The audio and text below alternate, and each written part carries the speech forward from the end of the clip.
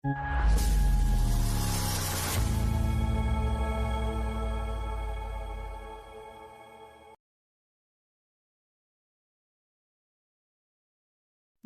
sedang berada di persimpangan jalan yang aneh. Di atas kertas, mereka masih Juventus, klub besar, sejarah panjang, trofi berderet, dan nama yang tetap disegani di Italia maupun Eropa. Namun, di balik semua itu, ada satu hal yang dirasa mulai menghilang. Bukan taktik, bukan kualitas pemain, melainkan rasa. Rasa memiliki, rasa cinta, rasa Juventus itu sendiri. Pandangan ini datang dari sosok yang tidak bisa dilepaskan dari identitas Bianconeri, Marco Tardelli. Mantan gelandang tangguh yang tumbuh dan matang bersama Juventus itu menilai klub lamanya kini kehilangan kasih sayang dari para pemiliknya. Sebuah kalimat yang terdengar sederhana, tapi menyimpan kritik yang dalam. Bagi Tardelli, Juventus bukan sekadar perusahaan sepak bola. Di masa lalu, klub ini adalah perpanjangan emosi keluarga pemiliknya. Nama Gianni Agnelli bukan hanya tercetak dalam dokumen kepemilikan, melainkan hidup di tribun, di ruang ganti, dan di setiap keputusan penting klub. Hal serupa juga dirasakan di era Andrea Agnelli, ketika Juventus dibangun dengan visi kuat, penuh ambisi, dan yang terpenting, penuh keterlibatan emosional. Kini, menurut Tardelli, suasananya berbeda. Juventus tetap berjalan, tetap bertanding, tetap mengejar target. Namun semuanya terasa dingin, mekanis, dan terlalu korporatif. Klub seperti dijalankan dengan logika neraca keuangan semata, bukan dengan denyut nadi yang dulu membuat Juventus terasa hidup. Kritik ini muncul di saat yang tidak kebetulan. Secara performa, Juventus memang tidak bisa dibilang buruk. Di Serie A musim ini, mereka masih berada di papan atas, bersaing di jalur Liga Champions, dan kerap menampilkan pertahanan yang solid, namun ada jarak yang terasa jelas antara Juventus hari ini dan Juventus yang dulu dikenal kejam, berwibawa, dan tanpa kompromi. Beberapa pertandingan besar dilewati tanpa aura dominasi. Kemenangan memang ada, tetapi jarang terasa meyakinkan. Hasil imbang sering datang dengan cerita yang sama. Juventus unggul, lalu ragu, lalu kehilangan kontrol. Disinilah kritik Tardelli menemukan relevansinya. Ia tidak sedang bicara soal formasi atau pilihan pemain, melainkan soal mentalitas yang dibangun dari atas, dari bagaimana klub ini dipimpin dan dirasakan. Juventus dulu dikenal sebagai klub yang memaksa menang. Bahkan saat bermain buruk, mereka tetap membuat lawan merasa kecil. Sekarang, Juventus lebih sering terlihat berhati-hati, bahkan defensif secara mental. Ambisi tetap ada, tapi tidak lagi disertai aura superior yang dulu membuat lawan gentar sejak pemanasan.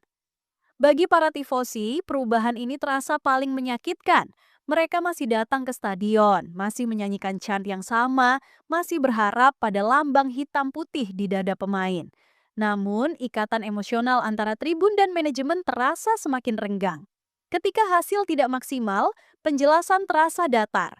Ketika target gagal, narasi yang muncul lebih sering soal proses dan stabilitas, bukan kemarahan atau rasa tidak terima. Tardelli melihat ini sebagai kehilangan identitas. Juventus dalam pandangannya dibangun bukan hanya oleh kemenangan, tetapi oleh obsesi untuk menang. Obsesi yang lahir dari cinta mendalam terhadap klub, bukan sekadar tuntutan bisnis. Tanpa itu, Juventus masih bisa kompetitif, tetapi tidak lagi menakutkan. Musim ini menjadi ujian penting. Juventus punya cukup kualitas untuk finish di 4 besar, bahkan bermimpi lebih. Namun pertanyaannya bukan hanya di mana mereka akan berakhir di klasemen, melainkan Juventus seperti apa yang ingin mereka jadi. Apakah klub yang sekadar stabil dan aman, atau klub yang kembali hidup, penuh gairah dan dibenci lawan karena terlalu kuat untuk dihadapi? Kritik Marco Tardelli mungkin terdengar nostalgik, namun dalam sepak bola Italia, nostalgia seringkali adalah cermin paling jujur. Dan saat cermin itu memperlihatkan Juventus yang kehilangan kasih sayang, mungkin inilah saatnya Bianconeri bertanya pada diri sendiri, apakah mereka masih mencintai klub ini seperti dulu atau hanya sekadar mengelolanya?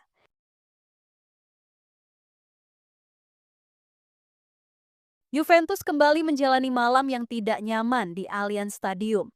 Di atas kertas mereka diunggulkan, bermain di kandang sendiri, dan datang dengan ambisi mengamankan poin penuh.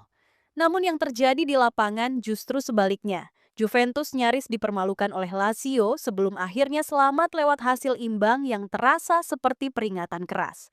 Lazio tampil berani sejak awal. Mereka tidak datang untuk bertahan, tapi menekan dan memanfaatkan setiap celah. Juventus yang biasanya rapi justru terlihat gugup. Kesalahan kecil muncul, jarak antar lini sering terbuka, dan Lazio memanfaatkannya dengan sangat efektif hingga membuat tuan rumah tertinggal 2 gol. Untuk beberapa saat, Allianz Stadium benar-benar sunyi. Dalam situasi seperti itu, tekanan datang dari segala arah, dari tribun, dari ekspektasi sejarah, dan dari status Juventus sebagai klub besar. Namun yang menarik, reaksi dari pelatih Luciano Spalletti justru tidak seperti yang dibayangkan banyak orang. Alih-alih marah atau menyalahkan pemain, Spalletti malah meminta anak asuhnya menikmati situasi tersebut. Ia menyebut tekanan besar seperti ini sebagai neraka yang memang harus dirasakan oleh pemain Juventus. Menurutnya, bermain untuk klub sebesar Juventus berarti siap hidup dalam tuntutan tinggi, dan tekanan seperti ini bukan untuk dihindari, tapi untuk diterima. Perlahan, Juventus mulai bangkit. Bukan dengan permainan indah, tapi dengan reaksi emosional. Intensitas naik, duel dimenangkan, dan permainan menjadi lebih langsung. Gol balasan akhirnya datang dan mengubah atmosfer stadion. Juventus yang tadinya terlihat rapuh mulai menemukan keberanian, sementara Lazio dipaksa bertahan lebih dalam.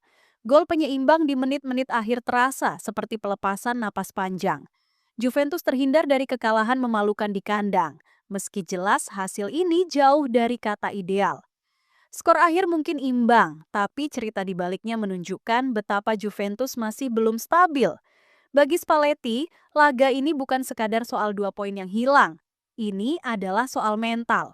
Ia ingin para pemainnya sadar bahwa mengenakan seragam Juventus berarti siap dikritik, siap ditekan, dan siap diuji setiap pekan. Jika tidak kuat menghadapi tekanan, maka akan sulit bertahan di level ini. Hasil imbang melawan Lazio ini sekaligus memperlihatkan dua wajah Juventus. Di satu sisi, mereka punya karakter untuk bangkit dan tidak menyerah. Di sisi lain, mereka masih mudah goyah ketika ditekan dan kehilangan kontrol permainan. Ini pekerjaan rumah besar jika Juventus ingin konsisten bersaing di papan atas Serie A.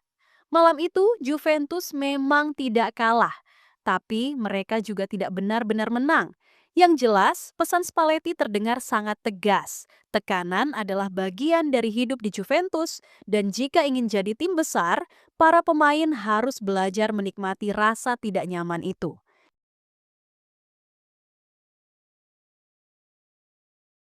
Ketertarikan Inter Milan terhadap Weston McKennie bukan sekadar manuver iseng di bursa transfer.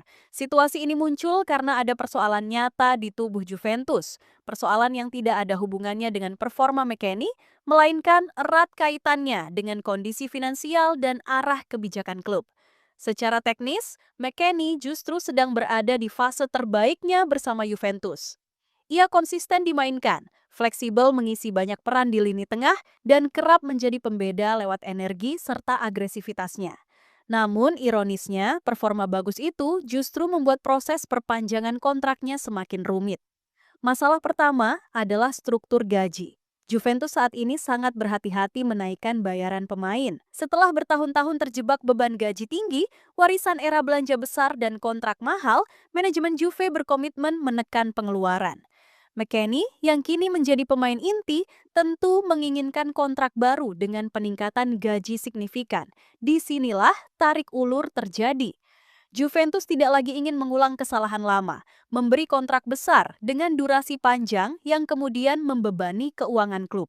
Dalam kondisi keuangan yang belum sepenuhnya pulih, setiap kenaikan gaji harus benar-benar dipertimbangkan, bahkan untuk pemain sepenting McKennie.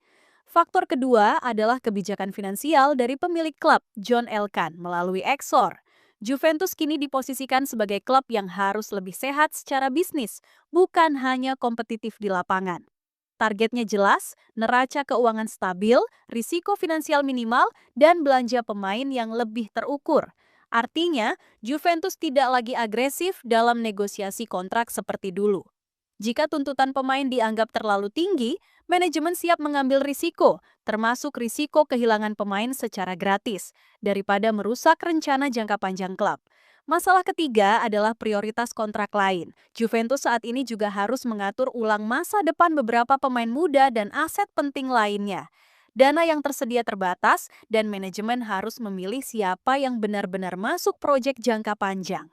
Dalam konteks ini, McKennie memang penting, tapi bukan satu-satunya prioritas. Dari sudut pandang McKennie sendiri, situasinya cukup jelas. Usianya memasuki puncak karier, performanya stabil, dan ia sadar nilainya di pasar sedang tinggi. Jika Juventus tidak bisa memenuhi ekspektasi kontraknya, opsi menunggu hingga status bebas transfer menjadi sangat masuk akal, terutama ketika klub sebesar Inter siap menampungnya. Bagi Juventus, dilema ini sangat klasik. Jika kontrak tidak diperpanjang, mereka berisiko kehilangan McKennie secara gratis dan bahkan memperkuat rival langsung di Serie A. Namun, jika memaksakan kontrak mahal, klub bisa kembali terjebak pada masalah finansial yang selama ini ingin mereka hindari. Situasi ini menunjukkan realitas baru Juventus. Mereka masih klub besar, masih punya ambisi juara, tapi kini bergerak dengan rem tangan finansial yang ditarik kuat.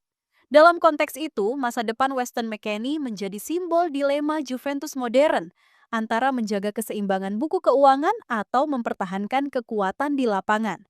Musim panas nanti akan menjadi penentu. Apakah Juventus berani mengalah demi menjaga aset penting atau justru rela melepas McKennie demi konsistensi finansial? Satu hal pasti, keputusan ini bukan soal kualitas pemain, melainkan soal arah klub ke depan.